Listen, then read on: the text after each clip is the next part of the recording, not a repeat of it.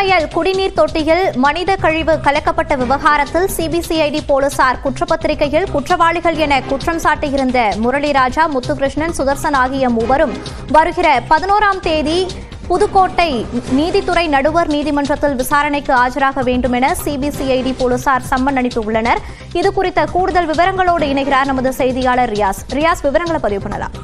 Monica, Pudukkottai மாவட்டம் அண்ணாசாலை ஒன்றியத்துக்கு உட்பட்ட கந்தரோட்டை சட்டமன்ற தொகுதிக்கு உட்பட்ட முட்டுக்காடு ஊராட்சி உள்ளது வேங்கவேல் கிராமம். இந்த வேங்கவேல் கிராமத்துல உள்ள மேல்நிலை நீர்த்தேக்க தொட்டியில கடந்த 2024 டிசம்பர் 26ஆம் தேதி மனித கழிவு கலந்த சம்பவம் மிகவும் இந்தியா முழுவதும் பெரும் அதிர்வலை ஏற்படுத்தது.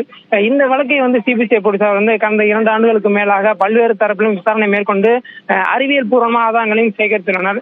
தொடர்ந்து கடந்த ஜனவரி 20ஆம் தேதி புதுக்கோட்டை தனி நீதிமன்றத்தில் சிபிசிஐடி போலீசார் தாக்கல் செய்த குற்றப்பத்திரிகையில வதந்தியை பரப்பிய மனித கழிவை கலக்காத வேங்கவேல் கிராமத்தைச் சேர்ந்த காவலர் முரளிராஜா, அதே ஊரை சேர்ந்த சுதர்சன், முத்துகிருஷ்ணன் ஆகிய 3 பேர் தான் இந்த சம்பவத்தில் ஈடுபடலாம் என்று கூறியதோடு மேலும் பல ஆதாரங்களை நீதிமன்றத்தில் சமர்ப்பிச்சாங்க.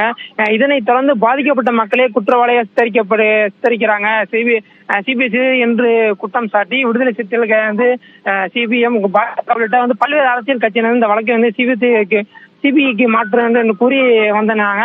இந்நிலையில நீதிமன்றத்திலும் இந்த குற்றப்பத்திரிகை சேர்க்கக்கூடாது என்று வாதிட்டப்பட்டது.